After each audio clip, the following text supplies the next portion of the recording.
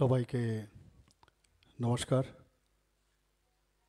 আজকে এখানে নজরুল কলাক্ষেত্রে যে শিক্ষা দপ্তরের আন্ডার গ্রাজুয়েট টিচার এবং গ্রাজুয়েট টিচার পদে নির্বাচিত শিক্ষকদের যে নিয়োগপত্র বিতরণ এবং আমার স্কুল আমার গর্ব এই উদ্যোগের যে ডিজিটাল সূচনা, সেই উপলক্ষে আমাদের মাঝে উপস্থিত আছেন যিনি একটু আগে ওনার মূল্যবান বক্তব্য রেখেছেন, আমাদের ত্রিপুরা লেজিসলেটিভ অ্যাসেম্বলির মাননীয় চিফ হুইপ শ্রীমতী কল্যাণী রায় মহোদয়া, উপস্থিত শ্রী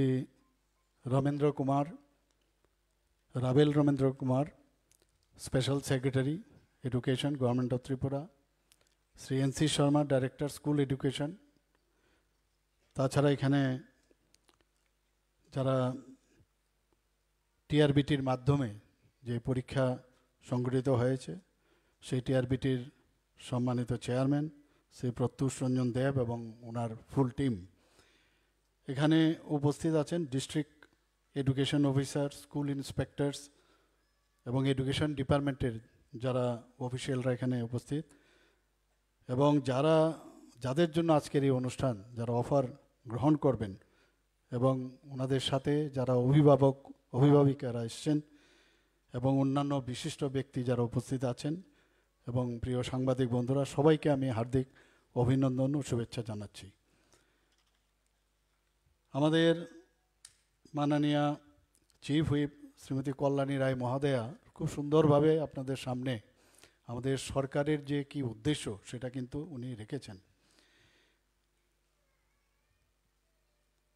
যখন আমাকে বলা হলো আজকের দিনে অফার বিতরণ করা হবে, আপনারা জানেন গত কয়েক মাস ধরেই আমরা অফার বিতরণ আমরা একটার পর একটা করে যাচ্ছি। আবার আগামী দিনেও কিছুদিনের মধ্যে আবার অফারের ব্যবস্থা হচ্ছে। বিরোধীরা প্রায়শ বলে চাকরি নাই, এবং আমি প্রায়শ বলি, যখন দেখি টেট নিয়ে অনেক সময় নানা রকম সোশ্যাল মিডিয়াতে কথাবার্তা আসে বা রাস্তায়ও নামেন, তো আমি মাঝে মাঝে একটু ভাবি যে এগুলো তো আপনাদের করার প্রয়োজনই নেই, যা করার আমরা করব, আননেসারি করলে যে বেশি হবে সেরকম না। আমরা একটা পদ্ধতি আছে, সেই পদ্ধতি হিসাবে আমরা করে যাচ্ছি, এবং কাউকে ডিপ্রাইভ করার যে উদ্দেশ্য এই সরকারের অ্যাটলিস্ট আমাদের নেই। এবং ট্রান্সপারেন্সির মাধ্যমে এই যে আজকে 228 জন নিয়োগপত্র যে আজকে দেওয়া হচ্ছে, যার মধ্যে 66 জন আন্ডার গ্রাজুয়েট টিচার এবং 162 জন গ্রাজুয়েট টিচার। এখানে যারা এই পরীক্ষা নিয়েছেন আমাদের সরকারের কেউ একজনও ওনারা বলতে পারবেন না যে ওনাদের কাছে অ্যাপ্রোচ করে যে আমারই মুখ ক্যান্ডিডেট আছে, ওনাকে পাশ করাতে হবে, কোনো সুবিধে নেই। একদম পুরো ক্লিয়ার কাট ইনস্ট্রাকশন আছে যে স্বচ্ছতার সাথে পরীক্ষা হবে। তো সেই কাজটা কিন্তু ওনাদের অনেক পরিশ্রম লেগেছে, সেই পরিশ্রম ওনাদেরকে আমি ধন্যবাদ দেব যে ওনারা এই পরীক্ষাটা সম্পাদিত করেছে। তো আজকে যারা নিয়োগপত্র গ্রহণ করছেন 228 জন, তাদেরকে আমি রাজ্য সরকারের পক্ষ থেকে আন্তরিক শুভেচ্ছা অভিনন্দন জানাচ্ছি। আপনাদের কর্মজীবন সুন্দর উজ্জ্বল হোক এই প্রত্যাশা আমি রাখছি। গত 27 এপ্রিল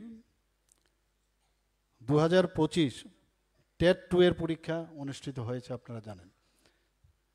জানা গেছে, আমার কাছে যা খবর, যে খুব সম্ভব 4 মে 2025 টেট 1 এর পরীক্ষা অনুষ্ঠিত হবে। আমরা এই সরকার আমরা চাই যে প্রশাসনের স্বচ্ছতার সাথে সাথে গতি যেন আরও বেশি করে আসে, এবং বিভিন্ন দপ্তরে, শুধু এডুকেশন ডিপার্টমেন্টে না, নতুন নতুন পদও আমরা সৃষ্টি করছি, এবং পুরনো পদগুলো যাতে ফিল আপ করা যায় তারও ব্যবস্থা আমরা করছি। আমাদের সরকার আসার পর আমরা স্বচ্ছ নিয়োগ নীতির উপর জোর দেওয়ার ফলে এখন পর্যন্ত মার্চের 2025 পর্যন্ত ডাইন হার্নেস সহ মোট 17,554 জনকে সরকারি চাকরি প্রদান করা হয়েছে। গত 26 এপ্রিল রবীন্দ্র ভবনে আমি এই ডাইন ইন হার্নেসের যে সংখ্যাটা আমি বলিনি, যে কারণে একটা পত্রিকার মধ্যে এই বিষয়ে ওনারা জানতে চেয়েছিলেন যে কি করে উনি সংখ্যাটা মানে আগে একরকম বলেছেন, এখন আরেক রকম বলছেন। তো সেই সংখ্যাটা আমি বলছিলাম এই কারণে, পরীক্ষার মাধ্যমে যারা যারা মানে নিয়োগপত্র পেয়েছেন সেই সংখ্যাটা বলেছি। কিন্তু ডাইন ইন হার্নেস যখন আমরা যুক্ত করেছি, যেহেতু এটা তো পরীক্ষা দিয়ে হয় না, সেটা নিয়ে আমাদের প্রায় 17,554 জন এই মার্চ পর্যন্ত। এখন থেকে যারা যারা এপ্রিলের পর থেকে সেইগুলো এখন যোগ হবে আগামী দিনে। তো সেইগুলো যখন যোগ হবে তখন আবার সংখ্যাটাও আস্তে আস্তে করে বাড়বে। শুধু তাই নয়, আমরা যাতে সরকারির যে প্রশাসন, সেই প্রশাসনেও যাতে কোনো সমস্যা না হয়, সেখানেও কন্ট্রাকচুয়াল এবং আউটসোর্সিংয়ের মাধ্যমেও আমরা কর্মচারী সেখানে নিয়োগ করছি। আমার কাছে প্রায়শই ফাইল আসে, বিধানসভায় মাঝে মাঝে প্রশ্ন করেন যে ডাইন হার্নেসের চাকরি কতটা হলো। তো আজকের এই সংখ্যা থেকে আপনারা নিশ্চয়ই বুঝে গেছেন যে ডাইন হার্নেসের আমরা কত সংখ্যায় এখন পর্যন্ত চাকরি দিচ্ছে। প্রায়শই ফাইল আসে, প্রতিদিনই এই ফাইল আমার সই করতে হয়। তো সেই ধারাও রয়েছে। আবার আরেক দিক দিয়ে যে পরীক্ষার মাধ্যমে বিভিন্ন, সেখানে টিপিএসসির মাধ্যমেই হোক, টেটের মাধ্যমেই হোক, মানে সমস্ত পরীক্ষার যে জেআরবিটির মাধ্যমেই হোক, আমরা সেইভাবে আমরা কাজ করছি। গত 19শে এপ্রিল টিপিএসসির মাধ্যমে আমাদের স্মল সেভিংস যে ইন্সপেক্টর, সেখানেও আমরা সেই অফার আমরা বিতরণ করেছি। 26শে এপ্রিল 2025 3টি দপ্তরে 479 জনকে অফার দেওয়া হয়। সমাজ কল্যাণ ও সমাজ শিক্ষা দপ্তরে 126 জন, পূর্ত দপ্তরে জুনিয়র ইঞ্জিনিয়ার পদে 197 জন, ত্রিপুরা স্টেট কোঅপারেটিভ ব্যাংকে 156 জনকে নিয়োগপত্র দেওয়া হয়েছে। তো আজ যে 30শে এপ্রিল, সেখানে আরও 228 জন যে শিক্ষক, তাদেরকে নিয়োগপত্র দেওয়া হচ্ছে। এবং এতে করে 2025 সালের মানে আজকে পর্যন্ত 3,554 জন এই সরকারি চাকরির নিয়োগপত্র পেয়েছেন এবং কর্মরত রয়েছেন। আমরা বারবার, সেটা আমার মাননীয় চিফ হুইপ বলেছেন সেটা, যে আমাদের এখানে এখন পর্যন্ত আমাদের সরকার আসার পর যতগুলো আমরা চাকরি দিয়েছি, কোথাও কিন্তু যে চ্যালেঞ্জ হয়েছে, আর চ্যালেঞ্জ যদি হয়ও, সেইগুলো মানে এমনভাবে আমরা চাকরি দিয়েছি, আমরা জানি সেগুলো চ্যালেঞ্জ হলেও কোনো কাজের কাজ কিচ্ছু হবে না। স্বচ্ছতার সাথে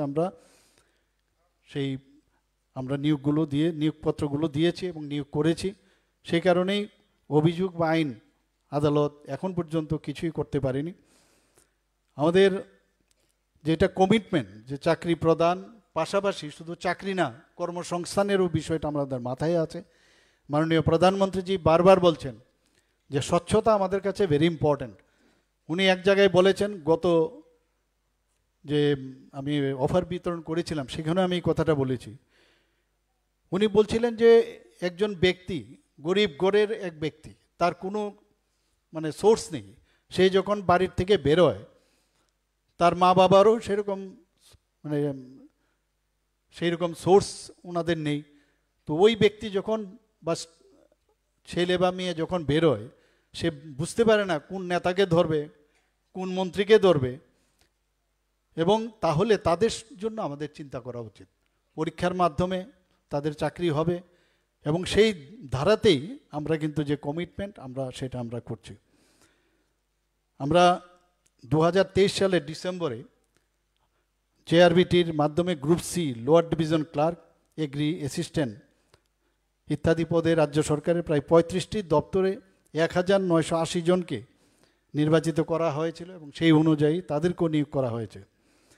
আপনারা যখন পিআরটিসি নিয়ে অনেক কথা হয়েছে যে পিআরটিসি আমাদের ত্রিপুরার ছেলেমেয়েরা চাকরি পাচ্ছে না, সেটা কি করে সম্ভব, বাইরের থেকেও এসে চাকরি নিয়ে যাচ্ছে, কিন্তু আমাদের ছেলেমেয়েরা বাইরে গিয়ে চাকরি পায় না। আমরা সাহস করে সেটা ক্যাবিনেটে ডিসিশন নিয়ে আমরা সেই পিআরটিসিটা বাধ্যতামূলক করলাম। তো যদিও বহু জায়গার থেকে চেষ্টা হচ্ছে, আদালতে কেসও আছে, আজকেও আমি এই বিষয়ে কথা বলবো, আমি একটা মিটিং ডেকেছি, কিন্তু আমাদের যে ইচ্ছা যে ত্রিপুরার মানুষ, ত্রিপুরার ছেলেমেয়েরা যাতে চাকরি পায়, সেই যে আমাদের অনেকে অনেক কথা বলেছিল, কিন্তু আমরা সাহস করে সেটা আমরা করেছি। এতে করে ত্রিপুরার ছেলেমেয়েরা এখন চাকরি পাচ্ছে। আমরা আউটসোর্সিং, শুধু যে সরকারি চাকরি তা নয়, আউটসোর্সিং ও যে কন্ট্রাকচুয়ালের মাধ্যমেও প্রায় 5,700-র উপরে আমরা এখন পর্যন্ত নিয়োগপত্র আমাদের ত্রিপুরা রাজ্যের ছেলেমেয়েরা পেয়েছে। এখন রাজ্যের যে কর্মসংস্থানের যে পরিবেশ, সেই পরিবেশ যে উন্নতি হয়েছে, সেই কারণে অনেক জায়গায় যে বিভিন্ন যে কর্মসংস্থানের সেই ব্যবস্থাও অনেক দ্রুত বৃদ্ধি পেয়েছে। আপনারা শুনলে নিশ্চয়ই খুশি হবেন।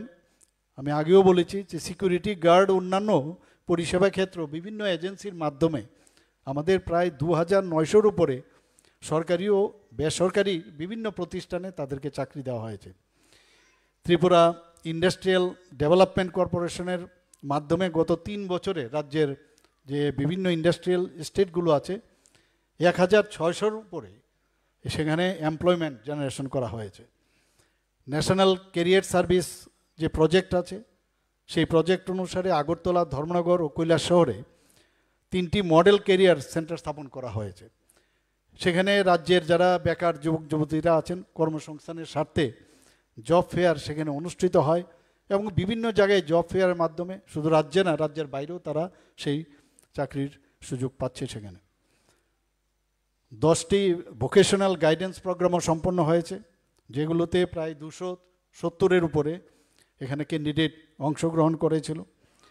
আমাদের 2024 অর্থবর্ষে বিভিন্ন বিদ্যালয়, মহাবিদ্যালয়ে 82টি কেরিয়ার কাউন্সিলিং যে প্রোগ্রাম আয়োজন হয়, সেগুলোতেও প্রায় 12,000-এর উপরে শিক্ষার্থী বা চাকরি প্রত্যাশীরা সেখানে অংশগ্রহণ করেন। একই সময় একটা ক্যারিয়ার এক্সিবিশন প্রোগ্রাম অনুষ্ঠিত হয়েছে, সেখানেও প্রায় 200 জনের উপরে শিক্ষার্থী অংশগ্রহণ করেছেন। অগ্নিবীর প্রকল্পের মাননীয় প্রধানমন্ত্রীজির এটা খুবই ড্রিম প্রজেক্ট, সেখানেও 28টি ক্যারিয়ার অ্যাওয়ারনেস প্রোগ্রাম অনুষ্ঠিত হয় এবং 3,000-এর উপরে সেখানে যারা শিক্ষার্থী, চাকরি প্রত্যাশীরা, তারাও সেখানে অংশগ্রহণ করেন। আপনারা নিশ্চয়ই জানেন যে ভারত সরকারের যে ministry of statistics and programme implementation periodic labour force survey, এই রিপোর্ট অনুযায়ী 2018-19 সালে আমাদের রাজ্যের কিন্তু বেকারত্বের হার অনেক বেশি ছিল জাতীয় গড়ের তুলনায়। 2018-19 সালে জাতীয় গড় যেখানে 5.8% ছিল, সেখানে ত্রিপুরার গড় ছিল 10%। আর এখন 2023-24 অর্থবৎসরে যেখানে জাতীয় বেকারত্বের যে হার সেখানে 3.2%, আর এখন ত্রিপুরাতে 1.7%। তো আমি এক সময় অবাক হই, উইদাউট ডাটা এখানে বিরোধী বন্ধুরা প্রায়শই চিৎকার করে যে এখানে চাকরি নেই। আমরা চাকরির পাশাপাশি আমরা কর্মসংস্থানেরও ব্যবস্থা আমরা এখানে করছি এবং মাননীয় প্রধানমন্ত্রী এটার উপর সাংঘাতিকভাবে গুরুত্ব দিচ্ছেন। 2025-26 অর্থবছরের যে বাজেটে সেখানেও আমরা career counselling programme, vocational guidance programme এবং ক্যারিয়ার অ্যাওয়ারনেস প্রোগ্রাম, সেগুলো যাতে ধারাবাহিকভাবে সেটা সম্পন্ন হয় তার জন্য বাজেটের তার সংস্থান রাখা হয়েছে। একটি ইন্টিগ্রেটেড এমপ্লয়মেন্ট পোর্টাল গঠন করার ঘোষণা এবার বাজেটে রাখা হয়েছে এবং মাননীয় প্রধানমন্ত্রীজি বারবার যেটা বলছেন যে মেধার সঙ্গে যাতে নিজেকে আরও সুদক্ষ করে তোলা যায়, তার জন্য পেশাগত কাজকে বেশি করে জোর দেওয়া, এবং এটাই হচ্ছে এমপ্লয়েবিলিটি। সেটা যদি হয় তাহলে ওই যে প্রার্থী আছে তার মূল্যায়ন, সে কোন জায়গায় আছে, শুধু থিওরি না, তার যে দক্ষতা গড়ে তোলার যে পেশাগত দক্ষতা, সেটা যখন হবে সেইভাবে তার মূল্যায়নের পরিমাপটাও করা যায়। আমরা 2023 সালে ভারতে কর্মক্ষেত্রে এমপ্লয়েবিলিটির হার ছিল 33.35%। সেই জায়গায় মাননীয় প্রধানমন্ত্রীজি যখন 2014-তে আসলেন, উনি বললেন এইরকম যদি আমাদের পার্সেন্টেজ থাকে তো আমরা বিকশিত ভারত যে গড়ার চিন্তাভাবনা করছি সেটা কি করে সম্ভব হবে। আমি কালকেই নেটে আমি দেখছিলাম, সেটা কিন্তু এখন অবধি প্রায় 50%-এর উপরে সেই পার্সেন্টেজটা গেছে এবং আশা করি আগামী দিনে আরও সেটা বাড়বে। এবং দক্ষ এবং যে এমপ্লয়েবিলিটির যে তার যে মানে কোয়ালিটি, সেটা যখন বাড়বে তবেই আমাদের দেশের যে ভবিষ্যৎ সেটা উজ্জ্বল হবে। এবং আমাদের যে পেশাগত দক্ষতা, সেটার উপর যদি আমরা উত্তর দিই, মানে বেশি করে মানে আমরা সেটাকে এমফেসাইজ করি, তাহলে চাকরির জন্য হন্যেও ঘুরতে হবে না। চাকরি ছাড়াও মানুষ আরও অনেক বেশি কাজ করতে পারবে। আমাদের এখানে এমএসএমইর মধ্যে আপনারা শুনে খুশি হবেন যে মাইক্রোতে এখন পর্যন্ত প্রায় 2.1 লাখ আমাদের এই এন্টারপ্রেনার হয়েছে ত্রিপুরাতে। এখানে যে অন্যান্য যে এমএসএমইর যে যে প্যারামিটারগুলো আছে, সেখানেও কিন্তু মানুষ এখন আসছে, সেখানে নতুনভাবে তারা কারখানা করছে। এবং ডিজিটাল ইন্ডিয়া, স্কিল ইন্ডিয়ার জন্য মাননীয় প্রধানমন্ত্রীজি যে প্রধানমন্ত্রী কৌশল বিকাশ যোজনা, সেটা উনি স্থাপন করেছেন। এবং টার্গেটেড এডুকেশন এবং স্কিল ডেভেলপমেন্ট, সেটার উপর মাননীয় প্রধানমন্ত্রীজি জোর দিয়েছেন। এবং আগামী দিন আমাদের দেশকে যাতে এগিয়ে নিয়ে যাওয়া যায়, তার প্রচেষ্টা উনি করছেন। গতকালও একটা ইনস্টিটিউশনের মধ্যে আপনারা দেখেছেন উনি এই বিষয়টার উপর খুব গুরুত্ব দিয়েছেন। এবং যখন 2020-তে আমাদের ন্যাশনাল এডুকেশন পলিসি হয়, সেখানে বলছেন শুধু শিক্ষা না, তার সাথে বাস্তব এবং যাতে কর্মসংস্থানগুলো আরও বেশি করে বাস্তবমুখী করা যায়, তবেই শৈশবকাল থেকে নিজেরা ছেলেমেয়েরা তাদের যে দক্ষতা, সেটা অনেক বেশি বৃদ্ধি পাবে। আমরা রাজ্য সরকারও বৃত্তিমূলক শিক্ষার পাশাপাশি, এখানে সেক্রেটারি মহোদয় বলেছেন যে আমরা বিভিন্নভাবে চেষ্টা করছি যে বৃত্তিমূলক শিক্ষা তো করবেই, সাথে সাথে যাতে দক্ষতা উন্নয়ন হয়, সেইগুলো যাতে বাড়ে, সেটা অবশ্যই করতে হবে। এখানে যারা আজকে, আমি খুব খুশি যে আমি নিজেও শিক্ষকতার সাথে জড়িত ছিলাম।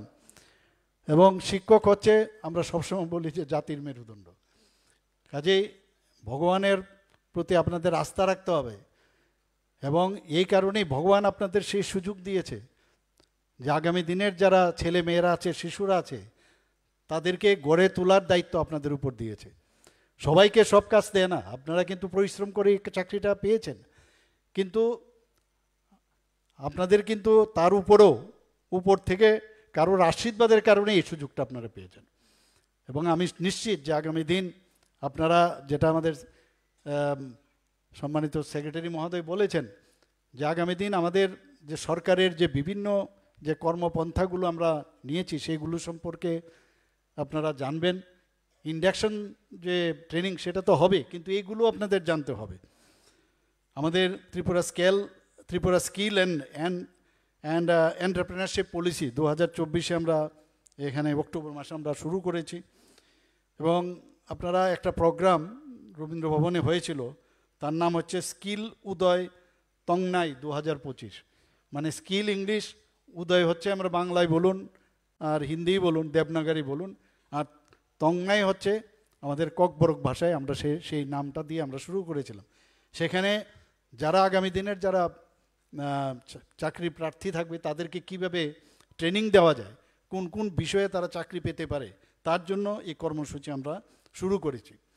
আমরা এতে করে বাজারে কি ধরনের চাকরি আছে এবং এমপ্লয়েবিলিটি যে বিষয়টা আমি বললাম, সেইভাবে তাদেরকে সুযোগ করে দেওয়ার আমরা কাজ করছি। স্কিল ডেভেলপমেন্ট দপ্তর এখন পর্যন্ত 5 বছরে প্রায় 22,000 যুবক যুবতীকে এখন পর্যন্ত এই দক্ষতা বৃদ্ধির প্রশিক্ষণ দিয়েছে। এবং তাতে করে অধিকাংশ রাজ্যেই এবং রাজ্যের বাইরে বিভিন্ন সংস্থায় এই যে স্কিল ডেভেলপমেন্ট দপ্তরের যে এই দক্ষতা বৃদ্ধির প্রশিক্ষণ দেওয়ার পরে তারা বিভিন্ন জায়গায় বিভিন্ন সংস্থায় ওরা কাজ পাচ্ছে।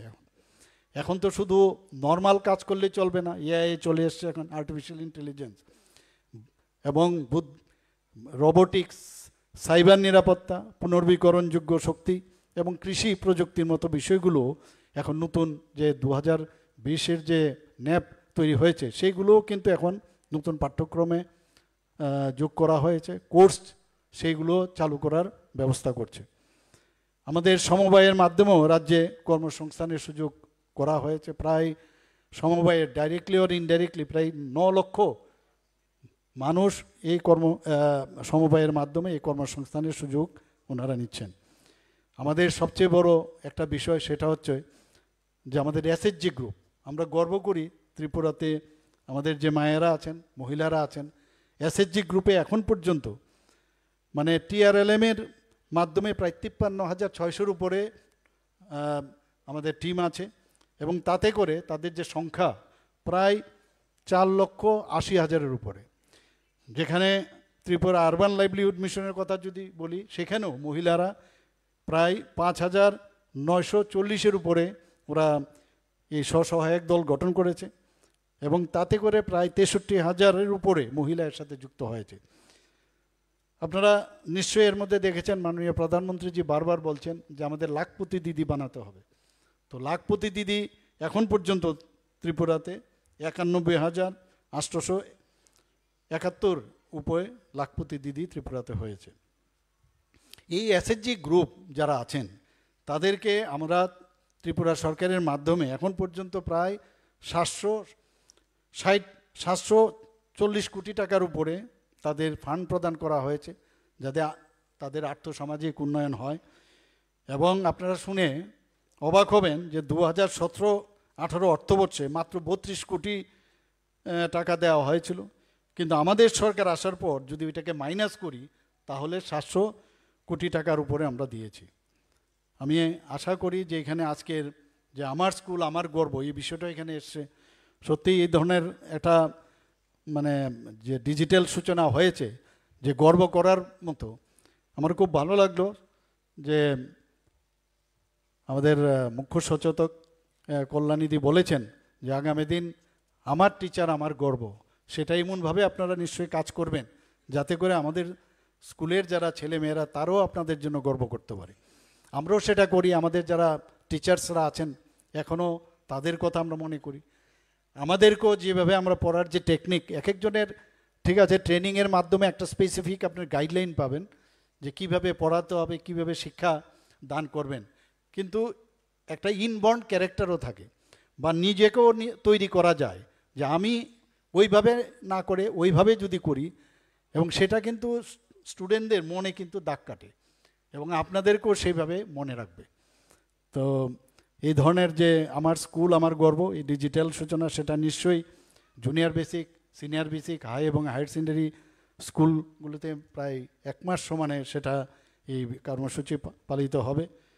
এবং আবারও আমি যারা আজকে এখানে অফার আজকে নেবেন, অফার অফ অ্যাপয়েন্টমেন্ট, তাদের জীবন সুন্দর হোক এবং আমরা এক ত্রিপুরা শ্রেষ্ঠ ত্রিপুরা যেটা আমরা বলছি। ত্রিপুরার এখন বিভিন্ন যে আমাদের প্যারামিটার আছে সারা ভারতবর্ষের মধ্যে, আমরা যখন প্রায় মুখ্যমন্ত্রীদের আমাদের সম্মেলন হয় তো সেখানে যখন যাই বিভিন্ন প্যারামিটারে যখন কথা হয়, যদিও আমরা 40 লক্ষ মানুষ মাত্র, কিন্তু বিভিন্ন প্যারামিটারে আমরা এখন কিন্তু মানে অনেক রাজ্যের থেকে অনেক মানে উপরে আমরা আছি। এবং শিক্ষার বিষয়ে আমি আশা করব যে এখানে একটা খামতি কিন্তু এখনও আছে শিক্ষার বিষয়ে। নতুন নতুন করে যারা ট্যালেন্ট টিচাররা এখন আসছেন, আমি আশা করি যে এই খামতিটা কিন্তু চলে আসবে। একটা সময়ে যারা শিক্ষক শিক্ষিকারা ছিলেন, আজ থেকে আপনারা ধরুন 60-70 দশকের কথা যদি বলি, তখন এক একজন শিক্ষকের কথা কিন্তু এখনও মানুষ বলে। মাঝখানে তার কিন্তু একটা, if I am not wrong, একটা ডিপ্রেশন কিন্তু এসছে। সেই ডিপ্রেশনকে শুধু ত্রিপুরাতে না, সারা ভারতবর্ষের মধ্যে। সেই কারণেই প্রায় 3 দশকের পরে মাননীয় প্রধানমন্ত্রীজি এই যে ন্যাপ 2020 এনেছে, এই কারণেই এনেছেন যে বাস্তবমুখী একটা চিন্তাভাবনা, যারা ট্যালেন্টেড ব্যক্তি আছে এডুকেশনের সাথে যারা যুক্ত আছে তাদের থেকে পরামর্শ নিয়ে, ন্যাশনাল ইন্টারন্যাশনাল সবার থেকে পরামর্শ নিয়ে এই ন্যাপ 2020 করছেন। আমাদের এখানে অলরেডি কলেজেও আমরা শুরু করেছি, এখন স্কুল থেকেও বিভিন্ন পাঠ্যপুস্তক আমরা অলরেডি তৈরি করছি সেটাকে, এবং তাতে করে কোয়ালিটিভ এডুকেশন আর আপনাদের মতো কোয়ালিটিভ পিপুল এখন চলে এসছে। কাজেই আমার মনে হয় আমরা যেটা ভাবছি, এক ত্রিপুরা শ্রেষ্ঠ ত্রিপুরা, এক ভারত শ্রেষ্ঠ ভারত, এবং এডুকেশন ছাড়া কোনো অবস্থায় কিচ্ছু হবে না। এবং আপনারা হচ্ছেন আগামী দিনের ভবিষ্যৎ কারিগর, আমাদের ছেলে মেয়েদের মানে যেভাবে আপনারা গড়বেন সেইভাবেই গড়বে। সবাইকে অসংখ্য ধন্যবাদ জানিয়ে, নমস্কার জানিয়ে, আবার শুভেচ্ছা জানিয়ে আমার বক্তব্য শেষ করছি। এতক্ষণ আমরা শুনলাম আজকের অনুষ্ঠানের প্রধান অতিথি তথা উদ্বোধক রাজ্যের মাননীয় মুখ্যমন্ত্রী প্রফেসর ডক্টর মানিক সাহার বক্তব্য। আমরা ঋদ্ধ হলাম, আমরা আন্তরিকভাবে আপনাকে কৃতজ্ঞতা এবং ধন্যবাদ জানাই। এবার আমরা যারা চাকরি পেয়েছেন তাদের হাতে নিয়োগপত্র তুলে দেব। নিয়োগপত্র প্রথমেই তুলে দেবেন রাজ্যের মাননীয় মুখ্যমন্ত্রী প্রফেসর ডক্টর মানিক সাহা মহোদয়। প্রথমেই মঞ্চে আসার জন্য অনুরোধ রাখব দীপিকা দাস, পিতা দেবেন্দ্র মহিষ্য দাস, স্নাতক শিক্ষক, উত্তর ত্রিপুরা থেকে। তারপরে মঞ্চে আসবেন সঞ্জয় রিয়াং, পিতা রবি রায় রিয়াং, স্নাতক শিক্ষক, ধলাই থেকে। আপনি মঞ্চে চলে আসুন সঞ্জয় রিয়াং। মঞ্চে চলে আসার জন্য অনুরোধ করব কিশোর কুমার সরকার। আপনারা ডান দিক থেকে উঠে নিয়োগপত্র নিয়ে বাঁদিকে সিঁড়ি দিয়ে নেমে যাবেন, বাঁদিকে সিঁড়ি দিয়ে নেমে যাবেন যারা নিয়োগপত্র নিচ্ছেন। সঞ্জয় রিয়াং, আপনি চলে আসুন। মঞ্চে আসার জন্য অনুরোধ করব কিশোর কুমার সরকার। কিশোর কুমার সরকার, পিতা মনোরঞ্জন সরকার, ঊনকোটি জেলা থেকে, স্নাতক শিক্ষক। তারপর আসছেন দেববর্মা, সুপ্রীতম দেববর্মা, অস্নাতক শিক্ষক, খোয়াই ত্রিপুরা জেলা থেকে। সুপ্রীতম দেববর্মার পর মঞ্চে আসার জন্য বলবো প্রেরণা ভট্টাচার্য, প্রেরণা ভট্টাচার্য, শর্মিষ্ঠা দাস, বিজয় রুদ্রপাল। সুপ্রীতম দেববর্মা, অস্নাতক শিক্ষক, খোয়াই জেলা থেকে। মঞ্চে আসবে এবার প্রেরণা ভট্টাচার্য, স্নাতক শিক্ষক, পশ্চিম ত্রিপুরা জেলা থেকে। প্রেরণা ভট্টাচার্য, ভট্টাচার্যর পর আসবে শর্মিষ্ঠা দাস। শর্মিষ্ঠা দাস, বাবা সুভাষ দাস, স্নাতক শিক্ষক, সিপাহীজলা জেলা থেকে। পর শর্মিষ্ঠা দাসের পর আসবে বিজয় রুদ্রপাল। বিজয় রুদ্রপাল, পিতা ননীগোপাল রুদ্রপাল, অস্নাতক শিক্ষক, গোমতী ত্রিপুরা জেলা থেকে। বিজয় রুদ্রপাল, আপনি মঞ্চে চলে আসুন। তারপর মঞ্চে আসার জন্য অনুরোধ করব দীপিকা দাস, বাবা দীপক দাস, অস্নাতক শিক্ষক, দক্ষিণ ত্রিপুরা জেলা থেকে। দীপিকা দাস, বাবা দীপক দাস, দক্ষিণ ত্রিপুরা জেলা থেকে, অস্নাতক শিক্ষক। তারপর মঞ্চে আসার জন্য অনুরোধ করব সুরজ দেবনাথ। সুরজ দেবনাথ, স্নাতক শিক্ষক, খোয়াই জেলা থেকে, বাবা অমৃতলাল দেবনাথ। সবার হাতে নিয়োগপত্র তুলে দিলেন রাজ্যের মাননীয় মুখ্যমন্ত্রী প্রফেসর ডক্টর মানিক সাহা মহোদয়। অসংখ্য ধন্যবাদ স্যার আপনাকে। এবার অনুরোধ করব আজকের অনুষ্ঠানের সম্মানিত অতিথি, পবিত্র বিধানসভার মাননীয় মুখ্য সচেতক শ্রীমতী কল্যাণী রায় মহোদয়াকে নিয়োগপত্র তুলে দেওয়ার জন্য। মঞ্চে আসার জন্য অনুরোধ করব রেখা গিরি, অস্নাতক শিক্ষক।